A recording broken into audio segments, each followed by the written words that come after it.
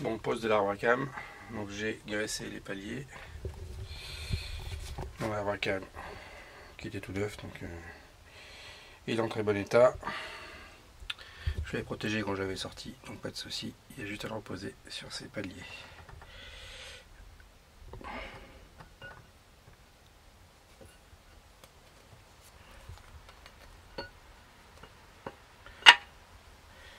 Et voilà. Et il tourne de façon fluide. Impeccable. Maintenant, reste à remonter les chapeaux. Bon, c'est parti pour le remontage des paliers d'arbre à cam et des basculeurs. Et c'est tout. Donc j'ai remonté la poulie en bas. Vous ne le voyez pas, mais j'ai remonté la poulie. Ici, il faut que je positionne mon arbre à cam sur le 0. Donc je ne sais plus où est son repère, mais on va le trouver. Et je vais pouvoir positionner mes chapeaux de bielle. Normalement, le repère de l'arbre à cam, il doit être le voilà, il est là. Je ne sais pas si vous le voyez.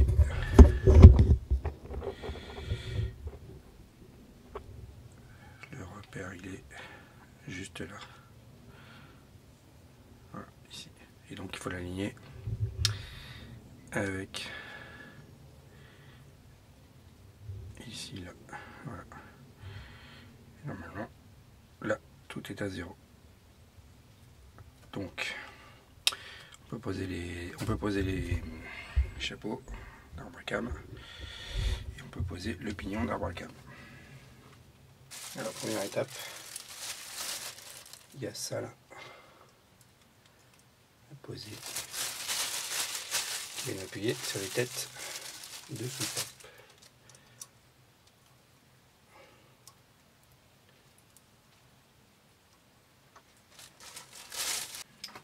Et donc ici, on a le palier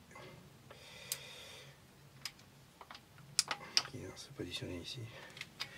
Et les culbuteurs, pas les culbuteurs, mais les pousseurs hydrauliques qui viennent ici se positionner sur les petites,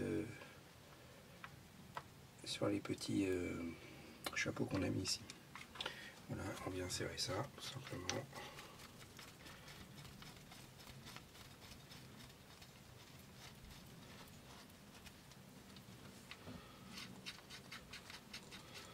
Forcément, ça va venir mettre en contrainte les soupapes.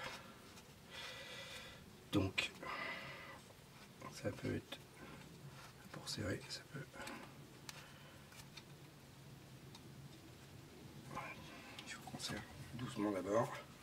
On va les mettre les 4, on serrera après.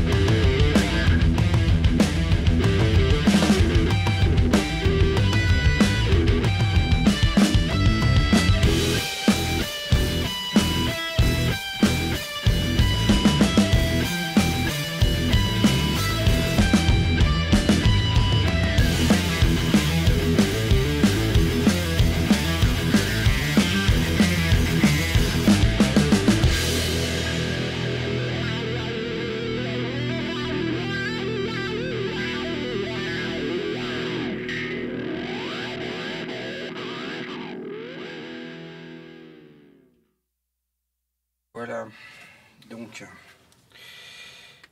ici, vous voyez pas, mais je vois, on est calé. Est-ce qu'on est vraiment calé nickel? Ouais.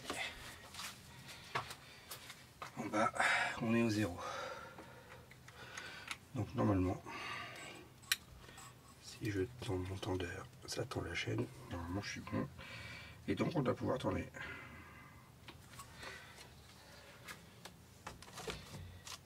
On va vérifier que ça tourne avant.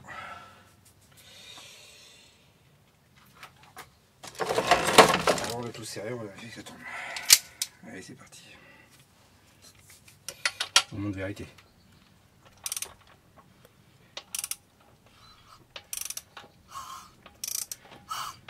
Et ça a l'air de tourner.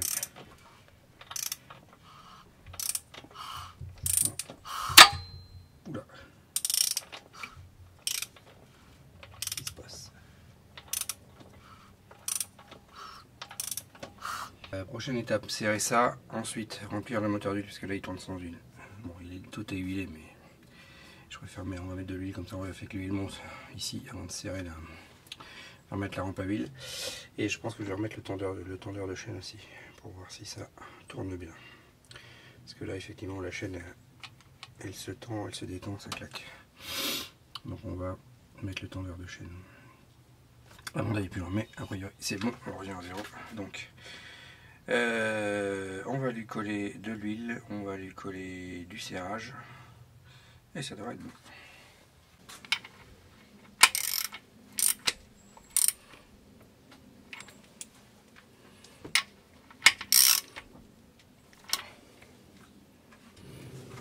Bon, je vais serrer l'arbre à cam. Ici c'est 80 la vis du fond. Ici c'est 21. Ok, et on serre en répartie. Donc j'ai serré une première fois à 11. Et maintenant je vais serrer à 21.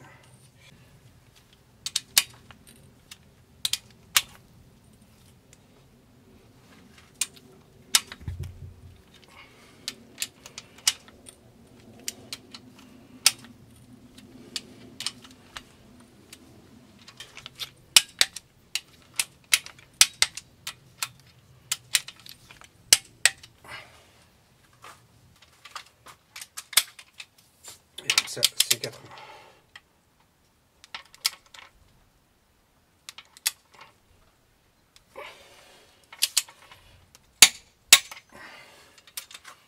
Alors, ça c'est serré. Ça c'est serré. Il reste le pignon en bas, mais ça c'est autre chose. Ici on peut mettre de l'huile normalement pour faire monter tout sans pression. Voilà.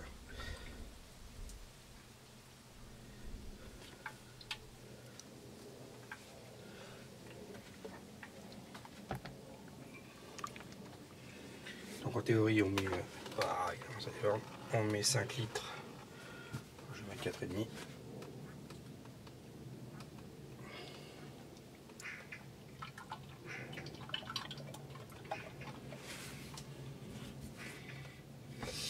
Et sachant que j'ai pas rempli le filtre à huile, hein, comme il a la tête à l'envers dans cette voiture. Je ne l'ai pas rempli.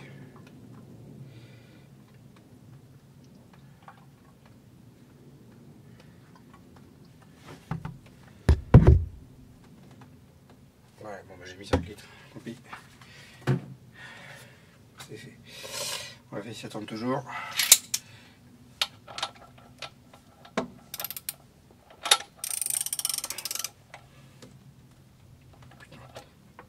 Il est dur.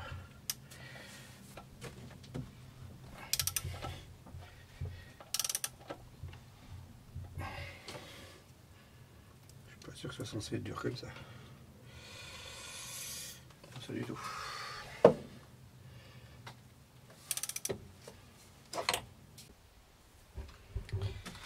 Bon, Eureka, j'ai trouvé, je sais pourquoi mon moteur est dur. J'ai mal remonté le tendeur de courroie ici. Voilà, j'ai passé un petit moment à réfléchir et à questionner.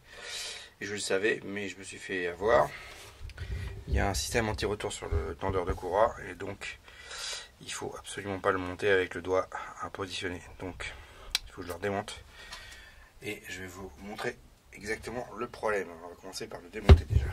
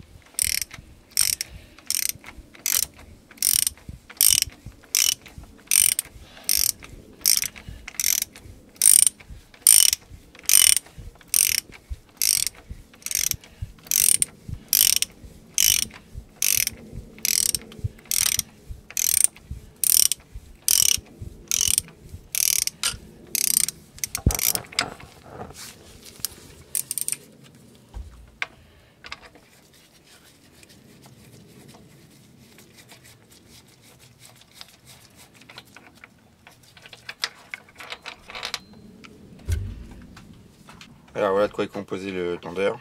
Donc, ici le tendeur lui-même avec son doigt qui vient pousser sur le guide du tendeur. Et le doigt ici, lui, il est monté avec un système anti-retour. C'est-à-dire que vous pouvez le tirer, mais vous ne pouvez pas le reculer.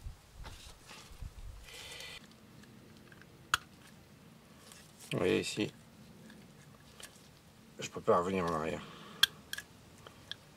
Voilà, il y a un système anti-retour.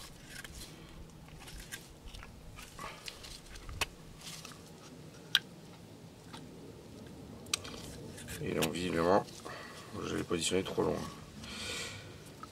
On va réessayer, mais normalement on doit monter d'abord la cage, ici. Une fois qu'on a mis la cage, on vient mettre le doigt ici, comme ça. On appuie et après on vient monter ça. Le bouchon avec son joint. Voilà. Mais le système peut sortir que par là. Et donc j'ai monté moi avec le doigt déjà en place. J'ai dû le monter à mon avis beaucoup trop tendu. Du coup il peut pas faire son office. Enfin, il peut pas revenir en arrière et du coup il est beaucoup trop tendu. Donc on va monter d'abord la cage et ensuite on montera le reste dans l'ordre. Alors je l'avais déjà fait il y a longtemps, mais j'ai oublié. Ça devrait être moins tendu. Vous voyez, on monte la cage ici.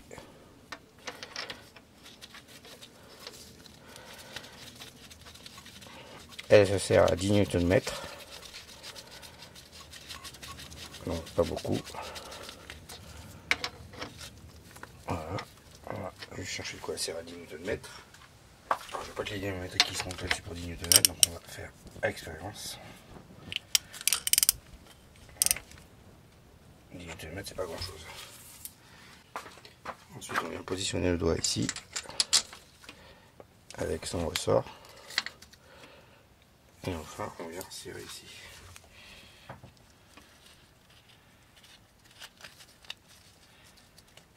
Et après, c'est la pression d'huile qui fera son boulot. Alors, il y a le ressort qui fait son boulot, mais après, il y a le reste, c'est la pression d'huile.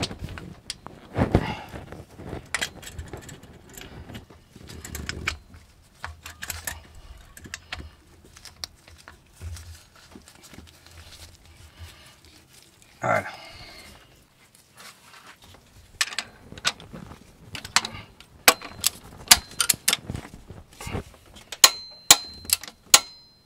Voilà.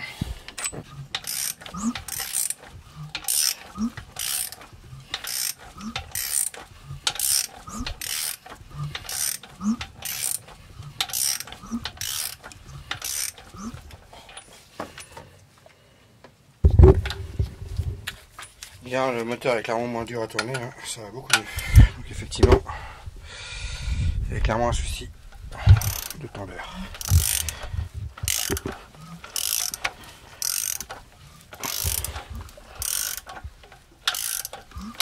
moteur est beaucoup plus facile.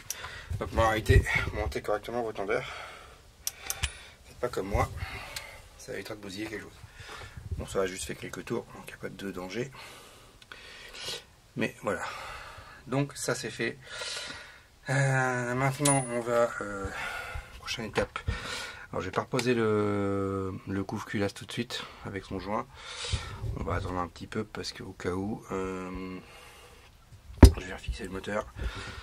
Remonter l'échappement, enfin le collecteur d'échappement. Ensuite je prendrai les compressions du moteur. Normalement elle doit être bonne, mais je prendrai les compressions du moteur. Et avant d'aller plus loin, il faut que je prenne la clé pour serrer ici à 300 Nm. Mais pour ça, il faut que j'arrive à bloquer le moteur. Donc c'est la prochaine étape. Voilà, pour finir de remonter ce moteur, il faut que je serre cette vis là. Pour ça, il va sûrement falloir démonter le démarreur ici. Mais on va voir ça. Une fois que la vis est serrée, je remonte le collecteur, on fait un tour au démarreur, vérifie que tout va bien. J'en profite pour remonter en attendant le collecteur d'échappement. Le collecteur d'émission, je le remonte au dernier moment parce que j'ai toute la partie freinage à remonter. Il faut que je puisse accéder à ça si besoin. Voilà. Mais la culasse c'est bon, le pompe à huile c'est bon, voilà, tout est bon. Donc on continue. Remontage du collecteur. Donc, le collecteur, je l'ai fait sablé, mais comme il est en fonte, il commençait déjà à rouiller dans mon garage, donc je l'ai peint avec ça, de la peinture pour collecteur. Je retrouverai la marque. Si je dis pas, je sais plus quel est le nom. Peinture spéciale collecteur, 2 couches. C'est beau, c'est gris. On verra si ça reste comme ça. Parce que même sablé, de toute façon c'est de la fonte, ça commençait déjà à rouiller dans mon garage. On verra si ça tient comme ça. Voilà. Du coup avec le collecteur c'est joli. Ici, j'ai toujours à remonter, j'attends d'avoir fini le boîtier de direction que je vous ferai dans un autre épisode. Dès qu'il est fini, on remontera le boîtier de direction ici et on pourra attaquer la suite. Et il me reste à serrer cette vis dès que j'ai la clé qui arrive, et pour ça il va falloir que je bloque le moteur et je pense qu'il va falloir que je démonte le démarreur ici. Voilà. Donc je finis de bloquer la vis, je remonte le démarreur éventuellement et ensuite on fait un petit test au démarreur pour voir si le moteur tourne correctement avant d'aller plus loin et de remonter le reste. Bon, serrage du boulon central ici, 300 Nm, donc j'ai encore été récupérer la clé magique. La seule clé que j'ai que je puisse emprunter qui permet de serrer au-delà de 200 Nm, puisque le boulon central ici c'est 300.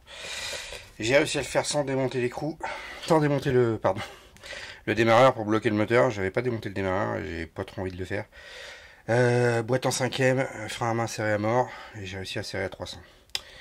Voilà, je sais pas si c'est hyper recommandé, mais j'ai pas envie de me démonter le démarreur. Bon, il fait noir, je suis désolé, parce que j'étais obligé de lever le capot à fond, et du coup j'ai fermé le garage. Bon, c'est serré, c'est quand même une bonne galère, mais merci de la clé Facom.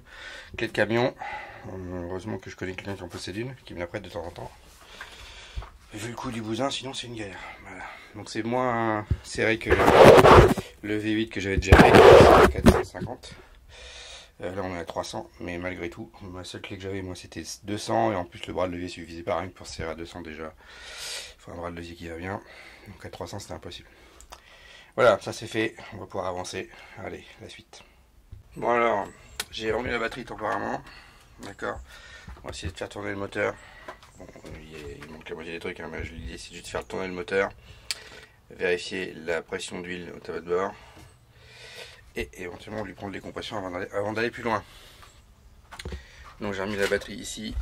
Là, j'ai enlevé le boîtier de pompe à essence pour éviter que les pompes à essence se lancent, donc il n'y aura pas d'essence qui va arriver. De toute façon, l'injection n'est pas branchée, le démarreur lui est branché.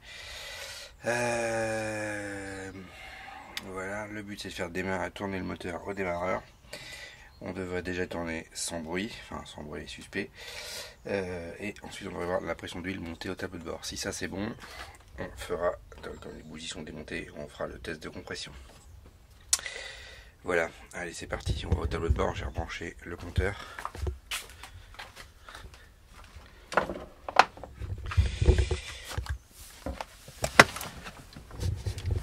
J'ai branché temporairement mon compteur, j'espère qu'il n'y aura pas de conneries. Alors, ouais.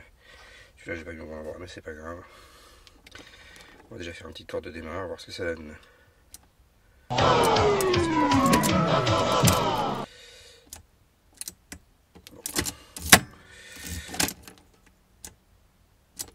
Bon, alors j'ai pas d'excitation, reste à savoir pourquoi. Je suppose que c'est le même relais qui fait la pompe à essence et le démarreur. Bon, bah du coup, il faut que je réfléchisse. Je vous reprends juste après. Bon alors, j'ai rebranché mon relais. J'ai débranché la pompe à essence. Bon, ça fait de problème.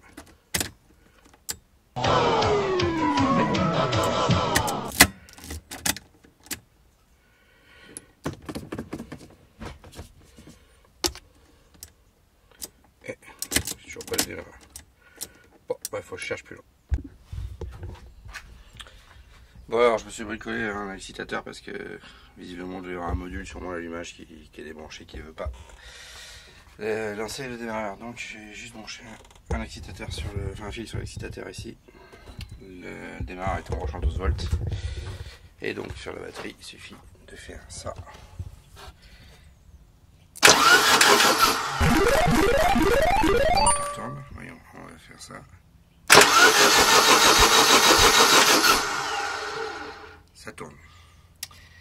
Maintenant, il me faut un assistant pour aller à l'intérieur vérifier la pression d'huile. Ça monte pas? Pas trop. Allez à 1. Hein? Allez à 1. 1,5. Mais laisse monter, papa, ça prend un peu de temps là. Hein? Laisse monter. Quoi? Laisse monter. Papa, c'est fini. Laisse monter.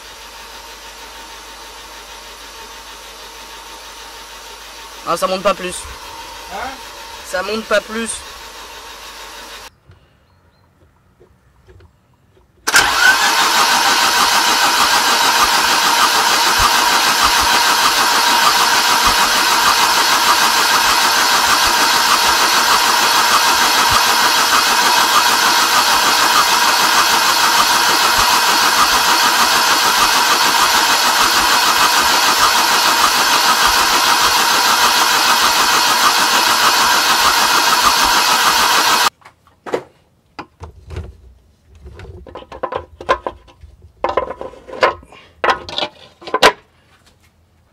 Bon alors, le moteur tourne. La pression d'huile monte au tableau de bord à 1,5, j'arrive pas à avoir plus au démarreur. Bon, je pense que c'est peut-être normal, c'est sûrement normal à mon avis. Donc bon, déjà il y a la pression d'huile, je vous ai montré avec le couvercle ouvert. On a bien l'huile qui coule sur la centre des câbles, on voit l'huile passer, on la voit même dans les poussoirs hydrauliques. Donc il n'y a pas de souci. Il y a un petit bruit que j'aimais pas tout à l'heure, donc ça tournait longtemps. Et je pense que c'est le démarreur qui, à mon avis, fatigue. Bon, on verra ça. Là maintenant, prise de compression. Donc cylindre 1, on va voir ce que ça donne. Attention, c'est parti.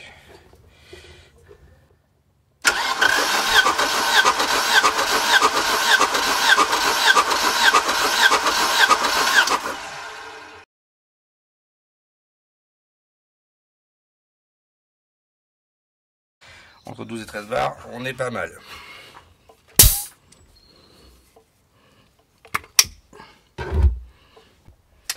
Bon bah c'est clôture cet épisode là, voilà ce que je voulais faire. Donc moteur à remonter, la culasse est remontée. On a testé la pression d'huile, c'est bon.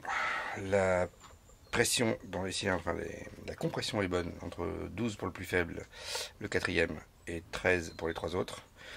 Il y en a un qui est un peu plus faible que les autres, mais entre 12 et 13 bars, c'est nickel. Voilà, et donc maintenant, la prochaine étape, c'est le remontage du boîtier de direction. Une fois que tu l'as remonté, on attaque tout le reste du remontage du moteur. Donc l'admission, l'injection, tout. Et on pourra faire un vrai premier démarrage. Mais au moins, on sait qu'il tourne.